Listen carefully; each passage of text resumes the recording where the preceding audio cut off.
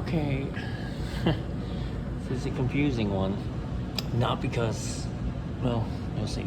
I've already started cleaning everything up, shop vacuuming and wiping, because look what it looked like when I started.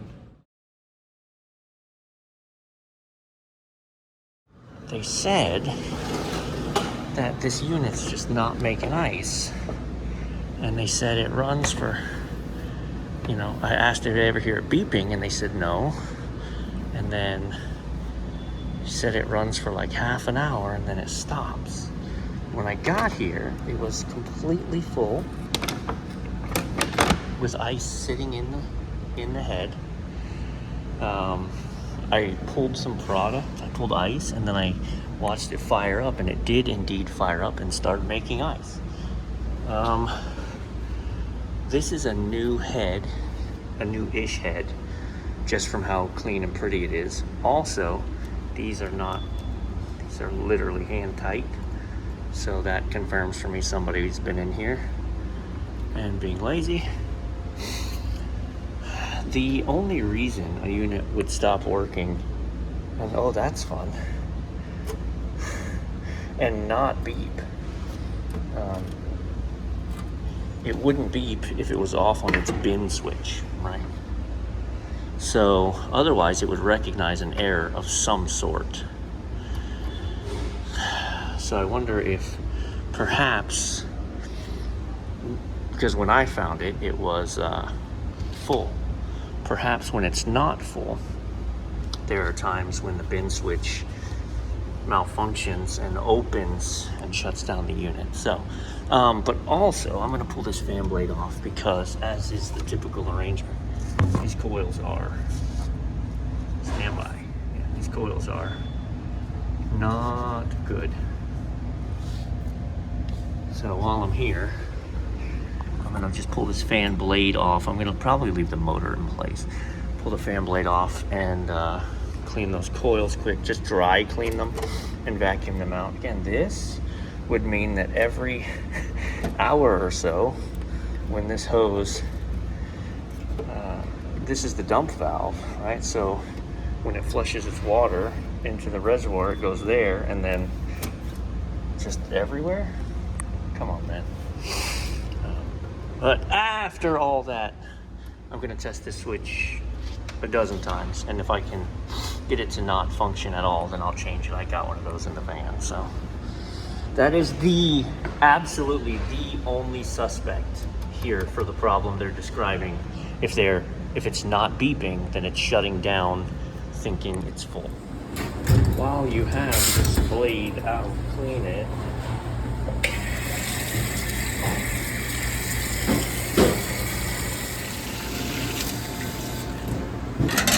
Like magic. Alright, I just did a dry cleaning on it, which is I brushed it and I used the shop vac. And you can see there's some stuff in the corner I haven't really gotten to, but as far as I'm not introducing water or chemicals, and I don't have a lot of time because we're in the dining room, so I'm not here to do a big deep clean. We're here to make sure it works, but that was just too far gone to not. Pardon me. All right, I'm gonna wash this motor off, dry wash this motor off, and then we'll get it put back together. So behind this machine, I bet if I asked them, they'd say, yeah, they find water there all the time running to the drain. You can see it. Because I want to talk through a sequence of operations with you real quick, just because that's the key to knowing how to fix the machine, right? So we put this on drain. She's going to empty the reservoir to here.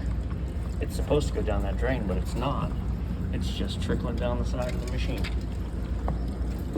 So we're going to fix that. But when the ice button flips, okay, we can see our water levels here. Doesn't sound perfect, but it's filling, so okay.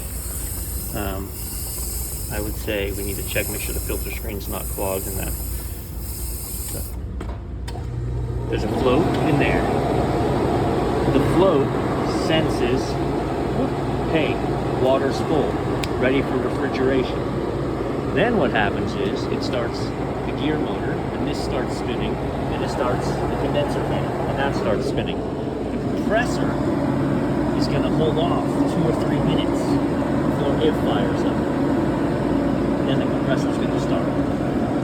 Now, the intelligence is make-believe intelligence. It's really doing everything with these 2 little float switches in here, right? These. So you notice when I pulled it up, it stopped. It stopped because the upper one is controlling, will it let the water in and out? The bottom one is sensing, hey, I need to shut down the system. Because it's so empty, something's wrong. So let's see, the bottom one is up and the top one is down. It knows it's used water, it keeps the system running, and it opens the water valve until the water fills up again and both floats are at the top. That's how it knows there's something healthy going on. What happens is this drops, okay, and then that one drops, right? And so 2 things happen. Let's talk about a long freeze. It senses it's full, and then it senses, hey, I've been doing this, I'll make up a time, I've been doing this for 10 minutes, and this float hasn't dropped. That means the water is still water. It's not becoming ice and leaving and filling the evaporator, and I have a long freeze problem, and it shuts the system down. The other thing that'll happen is this will drop, right? And then this will drop. And if it recognizes that they're not both pushed back up after that, it'll throw a 1 beep, which is you've got a water valve problem. So, but if it's shut down and there are no beeps at all, there's really, I guess the compressor could be dropping out, but if you thought about it, if the compressor was dropping out, it wouldn't be using water, right? It's on alert to complain. So the only thing it can be, if their intel is correct, is that the float switch is telling the system it's full and shutting down. Alright, so what I'm doing, you see that light right there? Alright, I'm going to push in the flapper. That tells it that it's full. Okay, she shut down. And when I let it go, there is going to be the similar like 20-30 second delay, and then it should come back on. So I'm going to do this a dozen times and see if it ever doesn't pop out.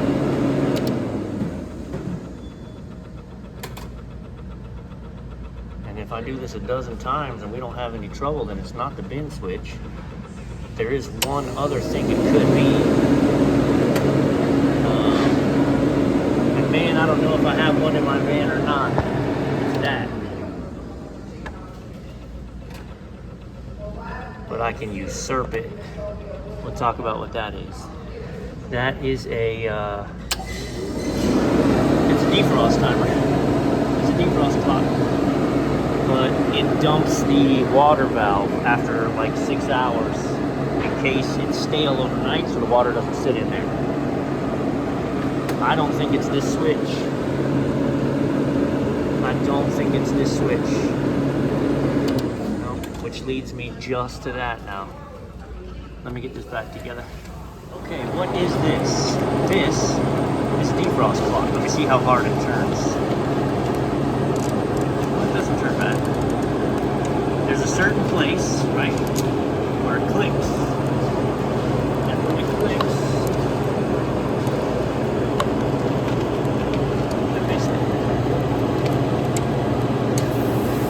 Oh, I just brought it back. So when it clicks, it drops the water.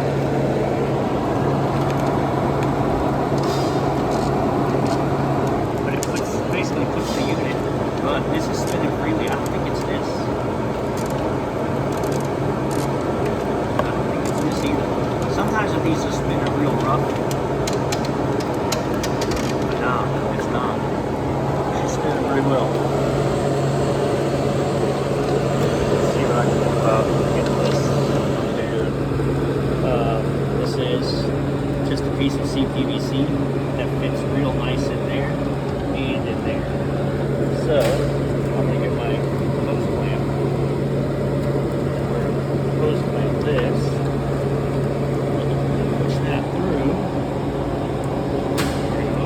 that. Since I don't have any other plastic hose that's going to work, it's a little janky. But if I hit the drain button,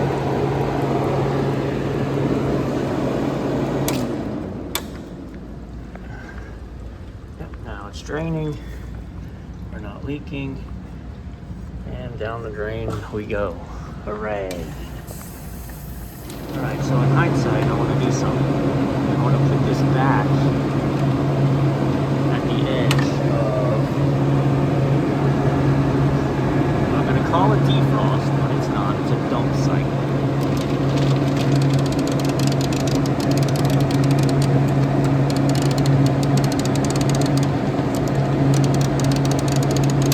Okay, click. So I just put it into a dump cycle. Now, I want to pull a bunch of ice. So it doesn't fill up immediately. And stop. And then I want to observe it come back on. And if I can do that, then we know the dump cycle timer's good. We know the bin switch cycle's good. There's zero reason for the unit to not be making ice. And this is no different. This is a 24 volt power. You have this coming in as your neutral, and you have the center of the three coming in as your hot. And when I check those, I get 24 volts. Okay, it's maybe a little hard, and I wasn't planning on showing you, but here you go. 24 volts power coming in. And then the question is, which one is energized right now? So this is my neutral, and so your purple's one circuit and your orange is another. So my orange is energized right now in my dump cycle, and my purple is not. Okay? I'm feeling like this is the problem. See, I just tapped it. It's like it was right there at the edge and it couldn't pull it over. So I just tapped it, and now we probably have no voltage on the orange and 24 volts on my purple. So I don't have this exact clock, and it's just a drain timer. How do we usurp this? You jump the white to the purple, pull this right out of the mix. Standby drawers, I've gone to keeping some of these. So, here you go. We need the two males. And we'll make the jumper. Okay, so this is what I've built. And there you go. She recognizes she's in a make cycle. And I'm gonna go ahead and order one of these. It's not, I normally have one, but okay. So that's why it just takes time, man. You know, I had to go through everything mechanically, and then based on what they were saying was happening, and it had to, originally I was thinking the flapper, and I lost, forgot about that drain cycle timer. And I can't just use a defrost clock timer because it's 24 volts. So I had one and I used it, and then I didn't replace it. So, but she'll run indefinitely. The only negative now is as this unit sits for 10 hours overnight, the water is going to sit in that vessel for 10 hours overnight. You know, so when you start making in the morning, you're going to start making with stale water, but it's not like it's, you know, exposed to the elements or anything like that. So. Rolling.